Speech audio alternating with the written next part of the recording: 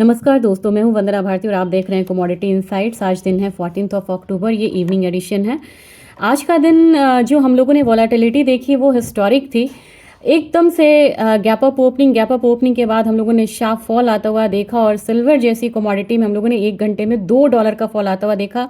फिर मार्केट संभली है, अभी मार्केट फिर से यहाँ पे गिर रही है, यानी कि जिग जैग मूवमेंट आ रहा है। अब आज के दिन की जो मूवमेंट है वो अलग क्यों है? हमने देखा है यहाँ पे इस बार की रैली में गैप अप ओपनिंग हुई है और जो क्लोजिंग होती है वो हायर लेवल्स पे होती है। आज के दिन का क्लोजिंग बहुत इंपॉर्टेंट है। अगर आज के दिन अगर ये क्लोजिंग अगर हायर साइड नहीं हुई तो एक्सपेक्ट कर सकते हैं आपकी हल्का सा जो करेक्शन वाला फेज है वो बहुत लंबा नहीं, लेकिन 1-2 दिन का करेक्शन आता हुआ हम बुलियन में देख सकते हैं। लेकिन क्लोजिंग बहुत इंपॉर्टेंट है। इस बार टर्म्स एंड कंडीशन बड़े हाई हैं इनके।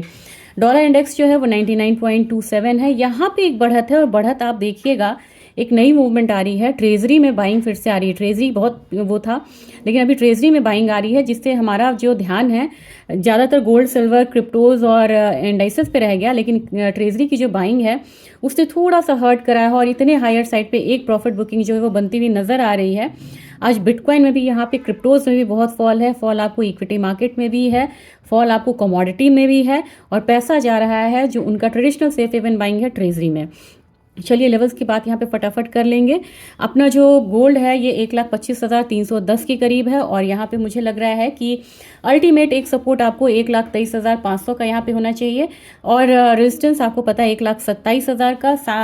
सिल्वर में गोल्ड अभी भी यहाँ पे एक रेंज में है। फ्यूचर्स वाला हल्का डाउनसाइड है, मतलब $60, और जो स्पॉट गोल्ड है वो अभी भी ऊपर की तरफ ट्रेड हो रहा है 4,111 के करीब। लेकिन वहाँ पे सिर्फ $1 की जो बढ़त है वो रह गई है, बाकी जो बढ़त थी वो गायब होती हुई नजर आई है।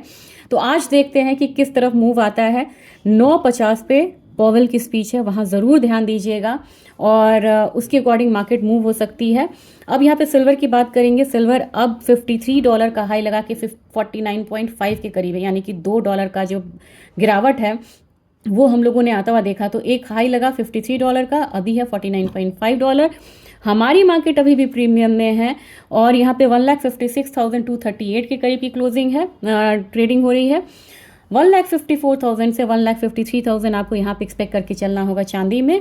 और अभी तक की बढ़त मात्र अब यहाँ पे 1580 की रह गई है, जो 4,000, 5,000, 6,000 तक का बढ़त हम लोगों ने आता हुआ देखा था। अब ये मात्र 1,600 के करीब रह गई है। यहाँ पे भी अगर डीप करेक्शन आता है तो 1,54,000, 52,000 वाला लेवल्स आता हुआ देख सकते हैं। जो रेजिस्टेंस रहेगा वो अब 1,65,000 का यहाँ पे रहेगा सिल्वर में। अगर बात की जाए इंटरनेशनल मार्केट में तो मैं यहाँ बताना चाह रही हूँ कि 4,000 एक साइकोलॉजिकल लेवल है, उसको गोल्ड को फिलहाल नहीं तोड़ना चाहिए। अगर सिल्वर की बात की जाए तो मुझे लग रहा है कि $48 एक साइकोलॉजिकल सपोर्ट है। बात क्रूड की ज़रूर करेंगे। यहाँ पे क्रूड में एक फॉल आया है, 58.57 के करीब है। 51.98 MCX आ रहा है, लेकिन 51.30 के करीब मैंने आपको कहा है, तो वहाँ तक मार्केट एक बार जा सकती है। नेचुरल गैस में भी गिरावट है, बड़ी गिरावट है। और नेचुरल गैस में इसलिए भी गिरावट है क्योंकि अभी माइल्ड टेम्परेचर रहने वाला है, जिसकी वजह से प्राइसेस में फॉल है। 270 आ रहा है, 260 से लेके 285 ये जोन रह सकता है, बायस डाउन साइड का है। जितने भी बेस मेटल काउंटर है सब में यहाँ पे गिरावट आ रही है। कॉपर का फॉल जो है लगभग ₹19 का फॉल है और कॉपर में मुझे लग रहा है कि अब प्राइसेस 987 के करीब है, ₹16 का फर्क है, यहाँ पे निगेटिव ट्रेड हुआ है। तो 987 के करीब ट्रेड हो रही है। मुझे लग रहा है 975 से 970 आपको मान के चलना होगा।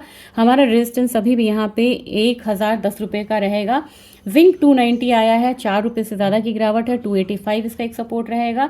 एल्यूमिनियम में भी मुझे लग रहा है कि प्राइसेस जो है वो थोड़ा सा जो दबाव है वो देखेगा। तो ओवरऑल मैंने आपको एक दे दिया है कि आज थोड़ा करेक्शन वाला मोड रहेगा। गोल्ड सिल्वर की क्लोजिंग अगेन बहुत इंपॉर्टेंट है। और एक चीज़ बता दूं, गोल्ड सिल्वर में बहुत ज़्यादा कमजोरी क्यों नहीं आएगी, क्योंकि विक्स बढ़ा हुआ है 21% से। इसलिए ये मान के भी चलिए कि कोई अगर करेक्शन आता है तो वो भी लिमिटेड होना चाहिए। Thank you.